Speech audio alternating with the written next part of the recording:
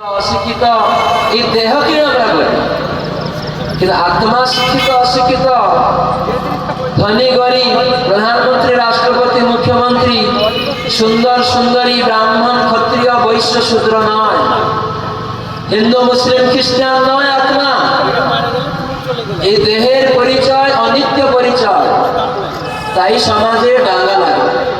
অনিত্য পরিচয় দেহেতে সম্পর্ক হেতু পরস্পর যুদ্ধ লাগে। কোন দেশের পরিচয় দিচ্ছি দেহে, কোন রাজনৈতিক দলের দেহের পরিচয় দিচ্ছি, কোন বংশে, কিন্তু আমরা শুনলাম গীতায় বিষয়ে মমই বংশ, আমার বংশ, আমার অংশ, জীবভূত সনাতন। তাহলে অতএব আত্মা সেই পরমাত্মা ভগবানের বংশ, তার অংশ, একটি বংশ, একটি পরিবার। এই জন্য মানুষ মনে করে আমরা একটা পরিবার করতে চাই, কিন্তু বহু পিতা মাতা হলে কোনো ভ্রাতৃত্ববোধ হবে না, একটি পরিবার হবে না। বসুন্ধৈব কুটুম্বকম সবাই চাইছে, কি করে হবে? সেই বাসুদেব যিনি সর্বত্র বিদ্যমান, এই জন্য তাকে বাসুদেব বলা হয়। তো তিনি হচ্ছেন পরম ধাম।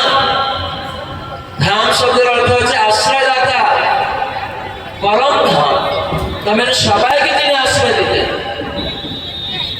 তো সেই ভগবান, গড, আল্লাহ, ভগবান এইভাবে আমরা সম্বোধিত করি, কিন্তু তার নাম কৃষ্ণ।